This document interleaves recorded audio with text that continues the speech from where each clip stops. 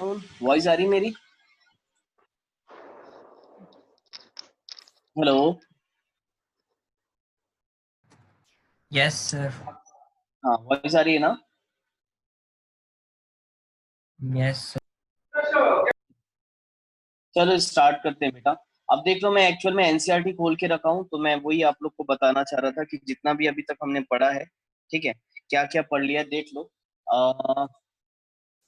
Basic concept of chemistry chapter 1 start किए थे, तो स्टार्टिंग में एटम्स और मॉलिक्यूल्स के बारे में बताया है। बस ध्यान ये रखना कि एनसीईआरटी को ना बेटा एकदम वर्ड टू वर्ड आपको पढ़ना है ना, क्योंकि जेडबलई में एनसीईआरटी कवर करना बहुत ज्यादा जरूरी है। एनसीईआरटी हो जाए तो फिर दूसरी बुक्स हम करेंगे, पहले एनसीईआरटी को वर्ड टू वर्ड करना बहुत जरूरी है। ठीक है, तो इम्पोर्टेंस ऑफ केमिस्ट्री में यही बताया कि केमिस्ट्री कहाँ कहाँ यूज होती है, जैसे कि मेडिसिनल पर्पस में यूज करते हैं हम। डे टू डे हर जगह केमिस्ट्री है। अगर हम किसी लकड़ी को जलाते भी हैं तो that is known as a combustion reaction, right. किसी चीज को हम जलाते हैं तो उस रिएक्शन को क्या बोलते हैं? Combustion reaction. तो देखा जाए तो केमिस्ट्री हमारे डे टू डे आजकल की डेट पे बहुत ज्यादा उसका स्कोप बढ़ चुका है, ठीक है। तो ये यहाँ स्टार्टिंग में यही बताया आपका केमिस्ट्री का कहाँ कहाँ यूज है, ठीक। उसके बाद सॉलिड लिक्विड गैस में अपन ने देखा था मैटर क्या होता है, मैटर को कैसे क्लासिफाई करते हैं, ये हमने क्लासिफिकेशंस पढ़ चुके हैं पूरे के पूरे। Pure substance, impure substance, elements, compounds, ये भी हमने देखा था। फिर यूनिट्स, फंडामेंटल यूनिट्स करके आपके मैं कॉपी में नोट्स में लिखवाया था, तो ये पूरे फंडामेंटल यूनिट्स, डिराइव्ड यूनिट्स, ठीक, उसको क्या बोलते हैं, ये सब चीजें हमने लिख ली थी। उसके बाद यही कल मैं शायद बता रहा था एंगस्ट्रॉम, नैनोमीटर, पिकोमीटर, राइट, ये हमने लिखा था। तो यहाँ पर आपका ये पूरा का पूरा चार्ट बना हुआ है, तो इसको भी एक बार जरूर रीड कर लेना। स्क्रीन दिख रही है सबको? स्क्रीन दिख रही है? Yes sir. Yes sir. हाँ। तो बेटा ये भी ना जो चार्ट है ये पूरा याद से एक बार पढ़ लेना, इसमें आपको पूरा कम, यानी एक भी डाउट नहीं रह जाएगा। फिर डेसीमीटर क्या होता है, डेकोमीटर क्या होता है, हेक्टोमीटर क्या होता है, तो ये एक बार रीड कर लेना। ये बस अपना एक छोटा था मास और वेट, तो ये मैंने आप लोग को बताया था 10th में, अगर याद होगा, या 9th में बताया होगा। What do you mean by mass and what do you mean by weight? Mass क्या होता है और वेट क्या होता है, बोलो। मास पे ग्रेविटी का मास मतलब इज अ सब जगह क्वांटिटी कांस्टेंट ऑफ, रहता है।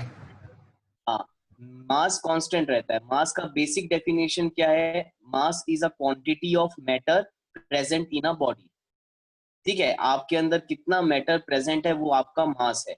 मास कभी भी चेंज नहीं होता, चाहे तुम अर्थ में रहो, चाहे तुम मून में रहो, चाहे तुम स्पेस में रहो, मास हमेशा कांस्टेंट होता है। It is a quantity of matter present in a body, जिसको हम या तो केजी से रिप्रेजेंट करेंगे या तो ग्राम से रिप्रेजेंट करेंगे। आ रहा है समझ में? That is your mass. Now what is your weight? Weight क्या होता है? Weight is a downward force. Weight क्या है तुम्हारा? फोर्स है।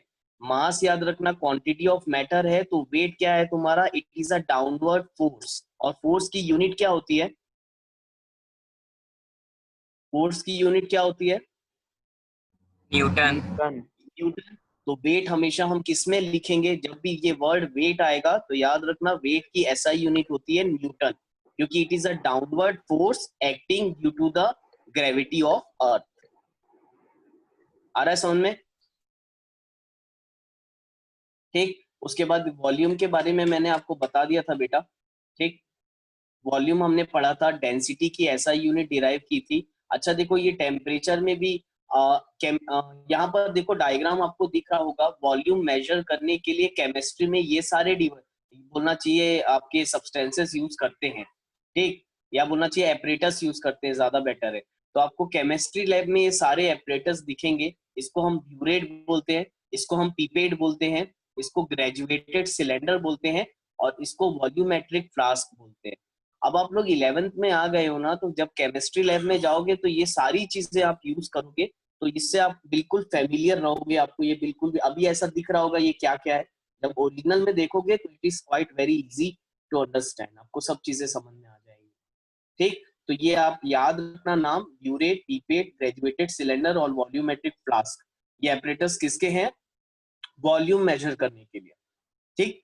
अगर हमको देखना है कि हम जैसे H2SO4 ले लिया, या फिर NaCl का सॉल्यूशन ले लिया है, किसी चीज का भी सॉल्यूशन आप लेते हो तो वॉल्यूम हम इन एपरेटस के हेल्प से लेते हैं केमिस्ट्री लैब में कोई भी एक्सपेरिमेंट करने के लिए।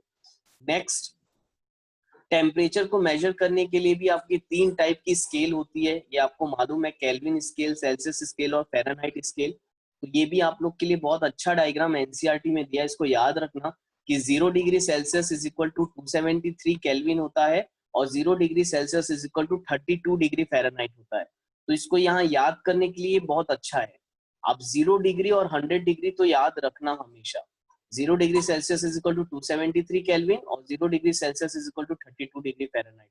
वैसे 100 degree Celsius is equal to 373 kelvin और 100 degree Celsius is equal to 212 degree Fahrenheit. याद रहेगा? यहाँ तक क्लियर है? कोई डाउट? Yes sir. ठीक है, अब देखो बेटा, फ़ारेनहाइट का ये फॉर्मूला याद रखना। अगर याद होगा आपको क्लास 9th में लीनियर इक्वेशन इन 2 वेरिएबल के ग्राफ में आपका ये फॉर्मूला आया था, Fahrenheit is equal to 9/5 times of degree Celsius plus 32। याद है? तो ये यस फॉर्मूला सर। भी आप लोग याद रखोगे, degree Fahrenheit is equal to 9/5 times of degree Celsius plus 32। अगर हमको फ़ारेनहाइट से सेल्सियस में करना है या सेल्सियस से फ़ारेनहाइट में करना है तो वहां पर आपका ये फॉर्मूला बहुत काम आएगा। ठीक है, नेक्स्ट देखो, नेक्स्ट इसमें दिया हुआ है आपका अनसर्टेनिटी इन मेजरमेंट, जिसको मैंने बताया था जब हम डिवाइड करते हैं तो बहुत सारे अनसर्टेन नंबर आते हैं, तो उसके लिए फिर साइंटिफिक नोटेशंस मैंने आपको बताया कि पावर में कैसा लिखा जाता है किसी भी चीज को, 10⁻² या समथिंग, जिसका हमने रूल मैंने आपको लिखवा दिया था। फिर मल्टीप्लीकेशन एंड डिवीजन, ये क्वाइट सिंपल है, इसको अपन देख लेंगे जब न्यूमेरिकल आएगा। फिर एडिशन, सब्सट्रैक्शन, सिग्निफिकेंट फिगर्स, ये सारे टॉपिक अभी हमारे कंप्लीट हो चुके हैं। ठीक, इसमें काफी डिटेल में दिया है, किसी को भी रीड करना है तो ये रीड कर सकते हो, ये वही सारी चीजें मैंने जो आपको समझाया था। अब देखो, कल हमने पढ़ा था addition and subtraction of significant figures, तो यहाँ पर वो दिया हुआ है, अगेन रीड करना चाहते हो तो एक बार रीड कर लेना, अदरवाइज जो मैं पढ़ाया हूँ वो काफी है। Multiplication and division of significant figures भी हमने कल पढ़ लिया था, राइट? यहाँ तक किसी को कोई डाउट? अभी तक जितना पढ़ाया हूँ, किसको कोई क्रॉस क्वेश्चन पूछना है? सबको क्लियर है?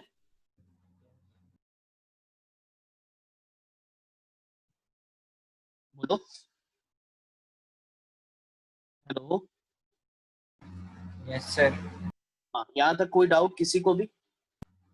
सर अब देखो बेटा, कल जो टॉपिक हम पढ़ रहे थे ना, दैट इज एक्चुअल में डायमेंशनल एनालिसिस। ठीक, डायमेंशनल एनालिसिस में यूनिट कन्वर्जन ये सिखाया है बाय यूनिटरी मेथड। और मैं आपको ना डायरेक्ट बताया था कल कि अगर छोटे से बड़े में करते हैं तो डिवाइड करते हैं और बड़े से छोटे में करते हैं तो मल्टीप्लाई करते हैं, तो वो हमारा थंब रूल है, हम हमेशा काम कर सकते हैं उसके ऊपर। तो मैं आपको यूनिटरी मेथड भी समझा देता हूँ।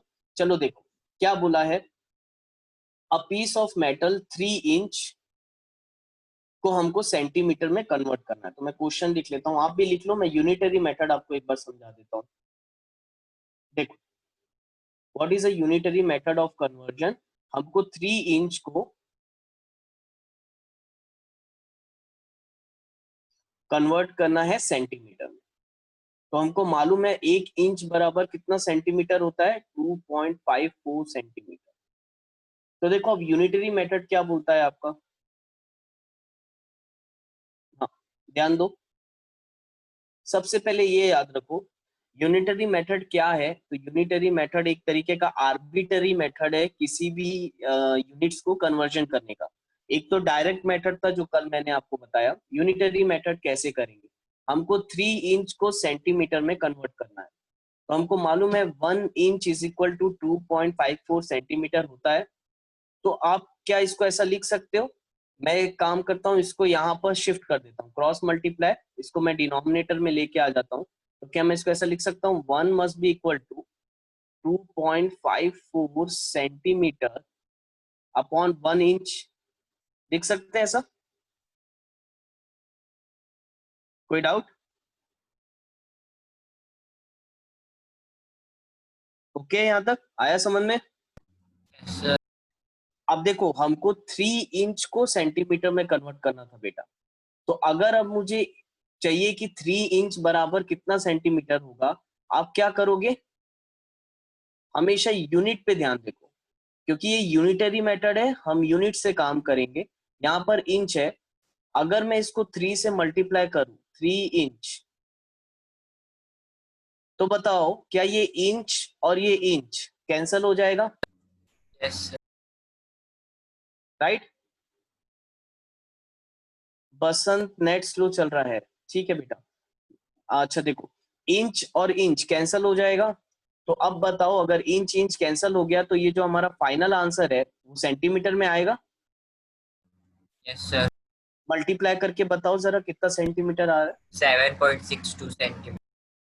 7.62 सेंटीमीटर, ठीक। तो ये आ गया हमारा 7.62 सेंटीमीटर। तो this method is known as a unitary method of conversion. कोई डाउट किसी को? Anyone having any doubt? तो इसको नोट डाउन कर लो बेटा, ऐसे ही लिख लो यूनिटरी मेथड जैसे मैंने आपको बताया है, इसको नोट डाउन कर लो। आप डायरेक्ट कन्वर्जन भी कर सकते हो एग्जाम में, अब ये एक मेथड था एनसीईआरटी में इसलिए मैंने आपको समझा दिया, ठीक। और कल एक होमवर्क क्वेश्चन भी दिया था, बनाए थे क्या आप लोग? सर समझ ही नहीं समझ ही नहीं आ रहा था? वाह, मैंने आ क्या होमवर्क दिया था आप लोग को जरा बताना। Sir 60 60 litre litre, ATM into हाँ, जूल्स। इंटू जूल्स कन्वर्ट करना था। तो मैं इसको लिखवाया तो था आपको, 1 litre ATM, 1 litre atmospheric measure. ATM का मतलब पहले समझो, एटीएम का मतलब एटमॉस्फेरिक मेजर, ठीक है। एटीएम यानी yes atmospheric measure, normal temperature and pressure. तो 1 litre ATM is equal to कितना होता है? It is 101.32 joule. 1 ATM is equal to कितना होता है? 101.32 जूल। अब ये याद रखना है आप लोग को, ठीक। अगेन चलो अब यूनिटरी मेथड पढ़े तो उसी से कर लेते हैं। तो इसको हम ऐसा लिख सकते हैं, 1 is equal to 101.32 joule upon 1 litre of ATM, without. No. अब बताओ हमको किसको कन्वर्ट करना था? 60 लीटर को जूल में करना था, तो मैं इसमें क्या करूंगा? मल्टीप्लाई कर दूंगा 60 लीटर को। तो देखो, लीटर एटीएम कैंसल, जरा 101.32 को 60 से मल्टीप्लाई करो, बताओ कितना आ रहा है? 6079.20। 6079.20 joule. This must be your answer. कोई सर डाउट ये नहीं किसी को? पता था कि 1 लीटर एटीएम कितना होता है। हाँ हाँ, मैं समझ गया था। तो मैं ना एक्चुअल में कल क्या टाइम ओवर हो गया था, तो मैं वो चीज बता नहीं पाया था, तो ये चीज आप लोग नोट कर लेना। अब बन जाएगा? कोई डाउट किसी को?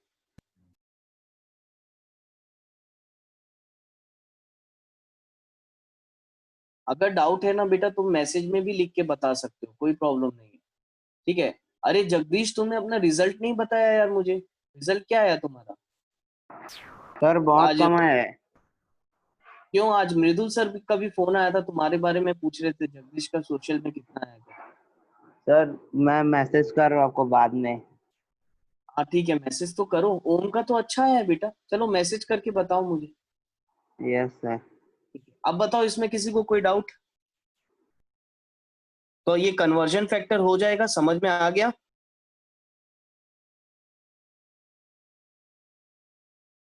क्लियर है ना? मोदित, जगदीश, विशाला, किसी को कोई डाउट यस बेटा? Sir. Mayank? No sir. No sir. ठीक है, धारक? ठीक है, डन। नाउ नोट डाउन कर लिया, आगे बढ़ू मैं?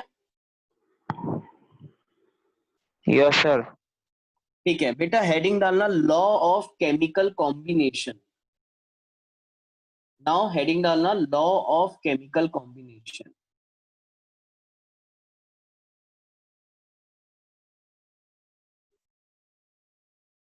Now this is a most important topic, बहुत इजी है, कोई ज्यादा हार्ड नहीं है। Law of chemical combination. ठीक, अच्छा देखो लॉ ऑफ केमिकल कॉम्बिनेशन क्या है। तो देखो एक चीज तो हमको मालूम है कि अगर एलिमेंट्स को हम कंबाइन करेंगे तो हमारा क्या बनेगा, कंपाउंड। जब एक या एक से ज्यादा एलिमेंट्स आपस में कंबाइन होते हैं तो हमारा क्या बनता है, कंपाउंड। तो जब एलिमेंट से कंपाउंड बनता है ना बेटा, तो इस बीच में जो कई सारी प्रोसेसेस होती हैं, कई सारे लॉज हैं जिसको वो फॉलो करते हुए चलता है। तो उन्हीं लॉज के बारे में हमको पढ़ना है। वन बाय वन साइंटिस्ट ने रिसर्च की है इस बारे में, तो एक एक करके हमको स्टार्टिंग से पढ़ना है।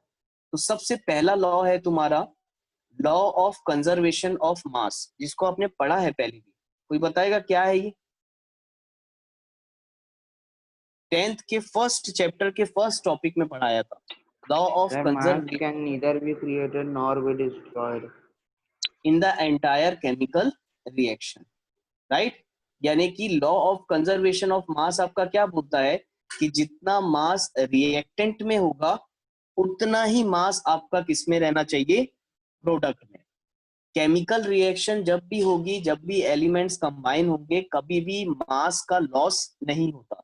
मास can neither be created not be destroyed. और इस लॉ को किसने दिया था, एंटोनी लेवॉइसर। किसने दिया था, एंटोनी लेवॉइसर। तो ये आपको साइंटिस्ट के नेम इस बार याद रखने पड़ेंगे, ठीक। Law of conservation of mass first law है जो केमिकल कॉम्बिनेशन का, जिसको एंटोनी लेवॉइसर ने दिया था। एक नॉर्मल सा एग्जांपल लेके इसमें समझ सकते हैं, जैसे कि कार्बन प्लस O2, मान के चलो ये रिएक्शन हो रही है, बन रहा है CO2। तो इसका मास आप लोग चेक कर सकते हो। बताओ कार्बन का मास कितना होता है, what is the atomic mass of carbon? याद होगा आप लोग को, 9th में रटे थे पूरे मास को आपने, मोल कंसेप्ट चैप्टर के लिए। सर कार्बन का कार्बन का 12। हाँ 12, गुड। 6 2 12, एटॉमिक नंबर 6 लगभग डबल ही होता है। ऑक्सीजन का कितना हो जाएगा, ऑक्सीजन का 16 होता है, एटॉमिक नंबर 8 होता है, तो 8 2 16, राइट। तो अब यहाँ पर O2 है, दो ऑक्सीजन है, तो बताओ कितना होगा, 16 2 32। ये हो गया आपका 32, क्योंकि दो ऑक्सीजन है ना इसलिए 32 गिव्स। कार्बन है, पहले इसका टोटल कर लो, टोटल कितना आ रहा है, 44 ग्राम्स। जरा इसका निकालो, CO2 का टोटल मास कितना होगा, कार्बन का हो गया 12 प्लस ऑक्सीजन का हो गया 32, again it is 44। This is a verification of law of conservation of mass. बड़ा ही सिंपल टॉपिक है। किसी को कोई डाउट? अभी लिखना नहीं है, नोट डाउन नहीं करना है, क्या लिखोगे वो मैं बताऊंगा। Anyone having any doubt? Clear है, इजी टॉपिक है ये, तो समझ में आ गया होगा आप लोग को। नाउ देखो बेटा, जब एंटोनी लेवॉइसर ने इस लॉ को बनाया था ना, तो इसका रिएक्शन कराया था, NaCl का रिएक्शन कराया था AgNO3 के साथ। कोई बताएगा मुझे क्या बनेगा ये, NaCl प्लस AgNO3 क्या बनेगा, रिएक्शन समझाओगे? Na2CO3 plus AgCl। नहीं, NO3 नाइट्रेट का चार्ज क्या होता है, -1, और सोडियम का चार्ज होता है +1, तो क्या बनेगा, NaNO3, राइट, प्लस AgCl। ठीक, तो ये रिएक्शन थी NaCl और AgNO3 की, जो आपको देगा NaNO3 और AgCl। तो ये रिएक्शन उन्होंने करवाई कैसे थी, तो उन्होंने एक कंटेनर लिया था, थोड़ा स्पेशल टाइप का कंटेनर, इस टाइप का।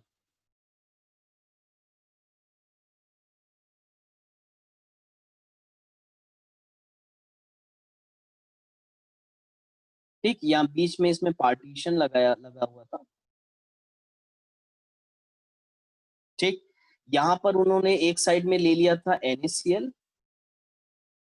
और एक साइड में ले लिया था उन्होंने AgNO3, और इसको क्लोज कर दिया था कंप्लीटली यहाँ से। और फिर रिएक्शन कराई थी दोनों की, मिक्स करके इसमें रिएक्शन कराई थी।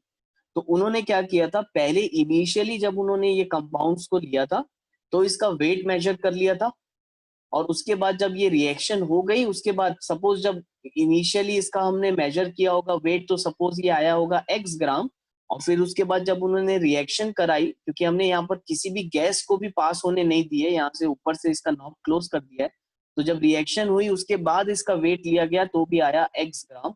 तो इस टाइप से फिर ये लॉ आया, that is law of conservation of mass, कि रिएक्शन होने से पहले और रिएक्शन होने के बाद मास में कोई भी फर्क नहीं पड़ता। याद रहेगा ये? Anyone having any doubt?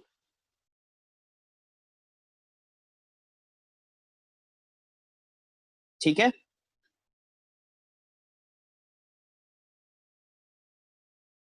हाँ विशाला, कोई डाउट है क्या बेटा?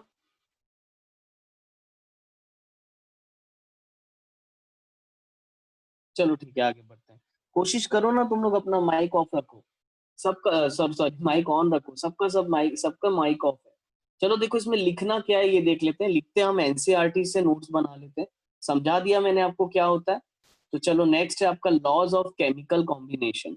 तो सबसे पहले law of conservation of mass, आपने हेडिंग डाल ली थी, तो इसका लॉ लिख लो, यहाँ से यहाँ तक लिखो कॉपी में। It states that matter can neither be created not be destroyed. और साइंटिस्ट का नाम भी लिख लेना याद से। देखो इसको लिखते जाओ, साथ में नोट्स बनाते जाओ, ताकि रिवीजन करने के लिए हमारे पास कुछ रहे जितना भी हम पढ़ रहे हैं। और जस्ट इसके नीचे आप एग्जांपल वही दे सकते हो जो हमने दिया था, C+O2 gives CO2, जिसमें ये है आपका 12, ये है आपका 32, ये है आपका 44, और यहाँ पर ये देखो। लिख लो इसको, फटाफट लिखो।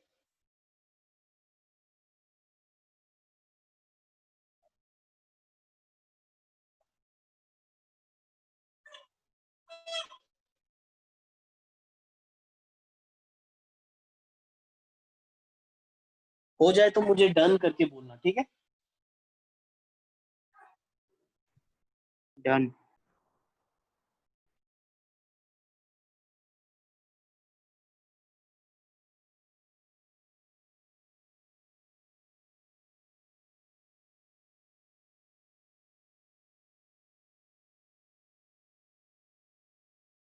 ठीक, now moving towards next law, that is your law of definite proportion.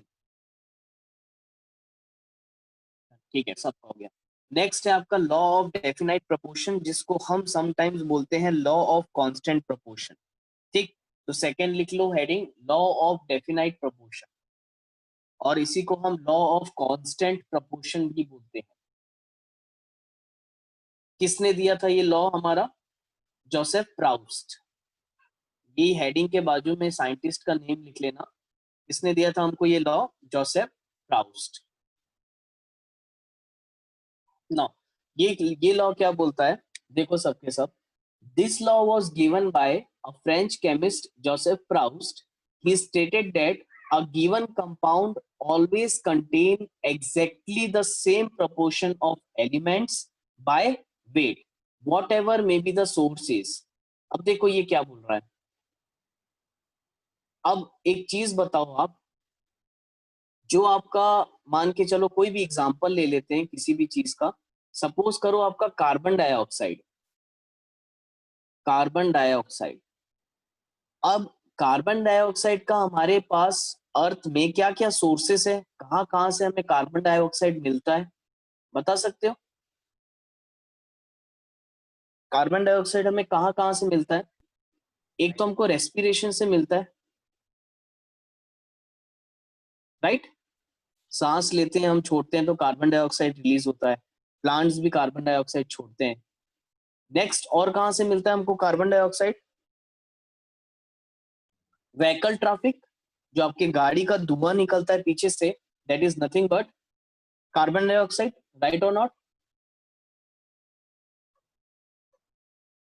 और एक जगह से और बताओ, और कहाँ से मिलता है सोर्स आपको? Fossil fuel. फॉसिल फ्यूल या बोलना चाहिए प्लांट्स भी हमको यहाँ से मिलता है। तो देखो अलग अलग जगह से हमको कार्बन डाइऑक्साइड गैस मिलती है, लेकिन सब जगह ये इसका फॉर्मूला सेम रहता है, it is nothing but CO2। चाहे वो रेस्पिरेशन से ले लो, चाहे तुम वेक्यूलर ट्रैफिक से ले लो, चाहे तुम प्लांट से ले लो, ठीक। तो what is law of constant proportion? Constant proportion ये बोलता है कि कभी भी जब कोई कंपाउंड बनता है तो वो हमेशा एक फिक्स्ड रेशियो में बनेगा। अब वो चाहे वो रेस्पिरेशन से बने, वेक्यूलर ट्रैफिक से बने या प्लांट में बने, उसका रेशियो कभी भी चेंज नहीं होता। और देखो कभी भी जब हम फिक्स्ड रेशियो की बात करते हैं ना, फिक्स्ड रेशियो में एक्चुअल में दो टाइप के रेशियो होते हैं। एक होता है रेशियो बाय मास और एक होता है रेशियो बाय वॉल्यूम। क्या क्या होता है ये याद रखने की ये बहुत इंपॉर्टेंट है, याद रखना। ठीक है, जब फिक्स्ड रेशियो की बात करेंगे हम तो दो टाइप के रेशियो होते हैं। कौन कौन से? एक रेशियो बाय मास और एक रेशियो बाय वॉल्यूम। याद रहेगा। अब देखो रेशियो बाय वॉल्यूम क्या होता है। अब वॉल्यूम का मतलब कौन सा एलिमेंट कितना प्रेजेंट है। अब जैसे कार्बन डाइऑक्साइड में CO2 में कार्बन का कितना वॉल्यूम है, कितना कार्बन दिख रहा है हमको? एक कार्बन दिख रहा है, राइट। और कितना ऑक्सीजन दिख रहा है हमें यहाँ पर? O2 है, इसका मतलब दो ऑक्सीजन है, तो इसका रेशियो बाय वॉल्यूम कितना हो गया? 1:2। तो अगर आपसे कोई पूछे कि कार्बन डाइऑक्साइड का रेशियो बाय वॉल्यूम क्या है, तो रेशियो बाय वॉल्यूम हो जाएगा 1:2। कोई डाउट किसी को? Anyone having any doubt? क्या समझ में? हाँ बेटा प्लीज मेरी रिक्वेस्ट है, प्लीज प्लीज प्लीज आप लोग अपना माइक ना ऑन रखो। बिना ऑन रखे ना पढ़ाने में बहुत अजीब लगता है। कोशिश करो ना थोड़ा सा साइलेंट रूम ढूंढने की।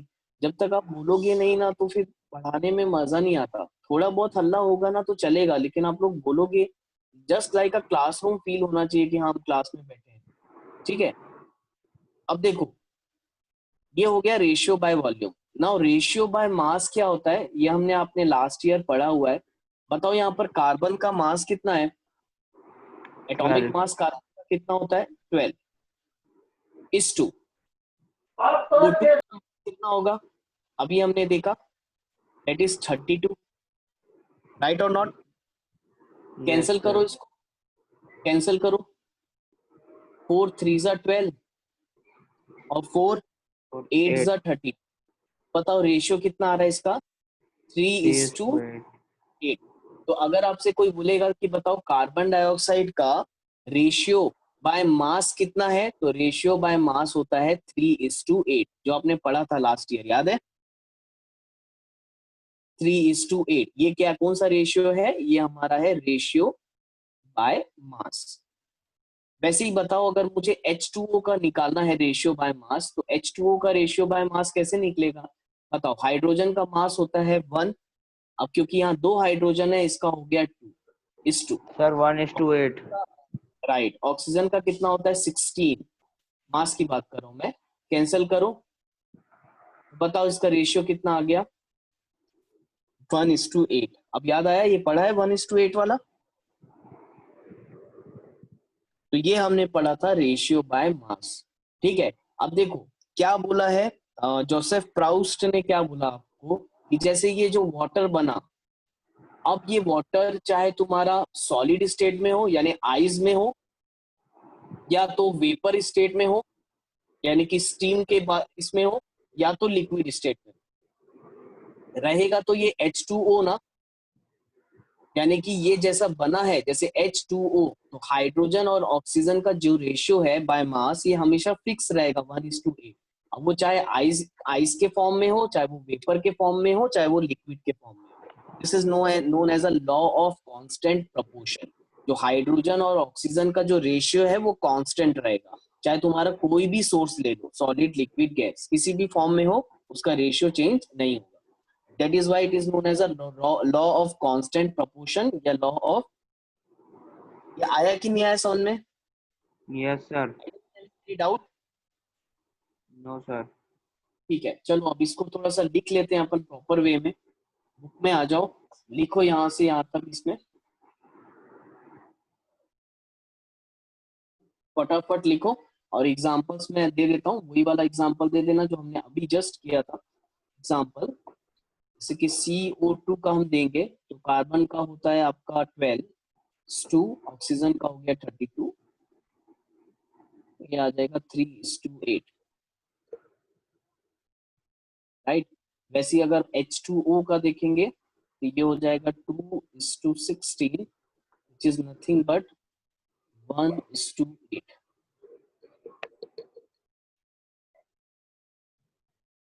ये है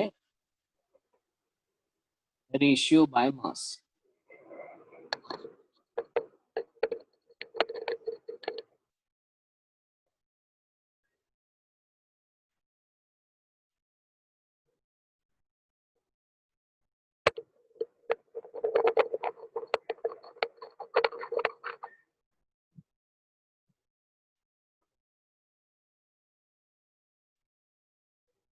हो जाए तो मुझे बताना ना, फिर आगे बढ़ेंगे।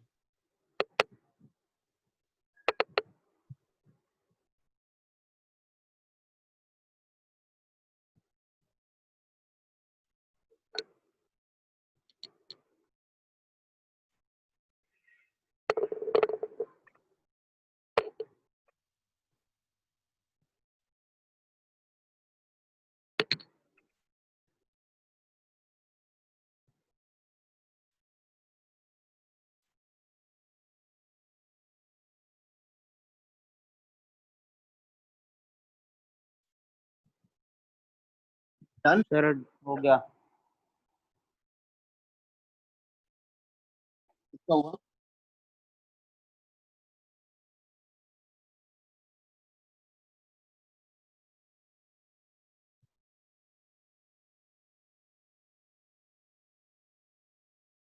हो गया सबका डन? वो डन।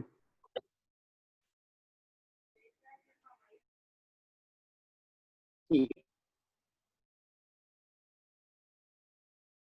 आगे बढ़ते हैं। नाउ देखो नेक्स्ट लॉ देखते हैं। नेक्स्ट लॉ है आपका लॉ ऑफ मल्टीपल प्रोपोर्शन।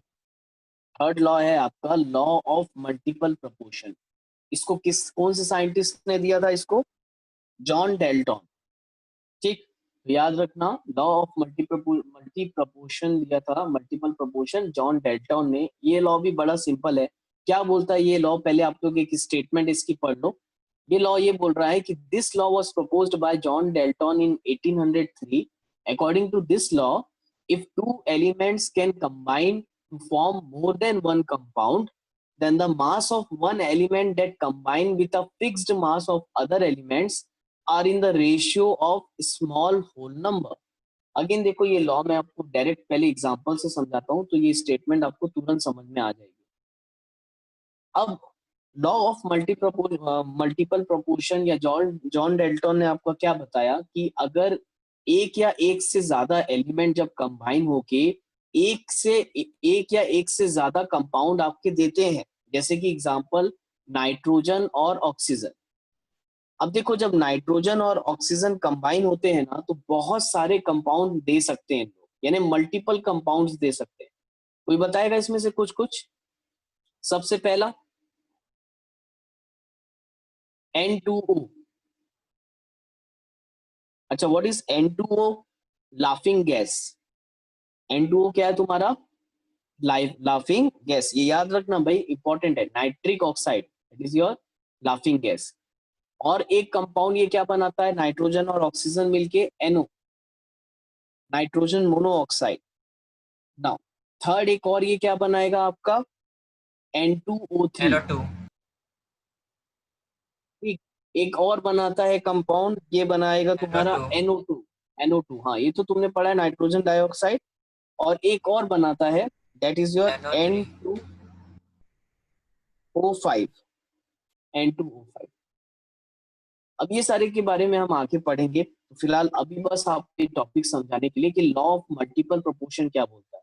तो लॉ ऑफ मल्टीपल प्रोपोर्शन ये बोल रहा है कि अगर एक या एक से ज्यादा एलिमेंट आपस में कंबाइन होके एक या एक से ज्यादा कंपाउंड बनाते हैं तो अगर हम इनमें से किसी एक का मास कांस्टेंट कर दें, अब पहले तो एक काम करते हैं, हम मासेस लिख लेते हैं।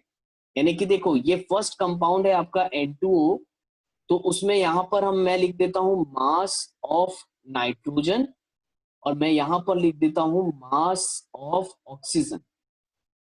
तो अब बताओ ये N2O में मास ऑफ नाइट्रोजन कितना है? नाइट्रोजन का मास कितना होता है बोलो? 14। नाइट्रोजन यस का 14 होता है, तो N2 है तो 14 टू जा 28, और ऑक्सीजन का यहाँ पर एक ही ऑक्सीजन है तो ऑक्सीजन का हो जाएगा 16। 16 NO का कितना हो जाएगा? नाइट्रोजन का 14, ऑक्सीजन 14 का 6। नेक्स्ट N2O, अगेन नाइट्रोजन का 28 और ऑक्सीजन O3 है, तो बताओ 16 3 जा कितना हो जाएगा? 48 राइट। नेक्स्ट NO2, तो N का है 14 और O2 यानी कि 32, राइट। नेक्स्ट N2O5, तो N2 का मतलब हो गया 28 और O5, तो करो जरा 16 5 जा 80। ठीक। अब देखो लॉ ऑफ मल्टीपल प्रोपोर्शन क्या बोल रहा है आपका, अगर एक या एक से ज्यादा कंपाउंड बनाते हैं तो इनमें से दोनों में से किसी भी एक के मास को फिक्स कर दो या कि कांस्टेंट कर दो। तो चलो हम एक काम करते हैं, नाइट्रोजन के मास को फिक्स करते हैं या कांस्टेंट लाते हैं, यानी कि सारे वैल्यू सेम लाने पड़ेंगे। अब बताओ 28 और 16 को मैं कैंसिल कर सकता हूं। मैं क्या कर रहा हूं, मैं पहले ना नाइट्रोजन के मास को फिक्स कर ले रहा हूं, या बोलना चाहिए नाइट्रोजन के मास को कांस्टेंट कर ले रहा हूं, यानी कि सबको सेम करना है हमको, एक ही वैल्यू आनी चाहिए सब में। तो कैंसिल करते हैं, इसको 2 से कैंसिल कर सकता हूँ, 2 1 जा 2, 2 4 जा 8, तो ये हो जाएगा 2 8 जा 16, राइट।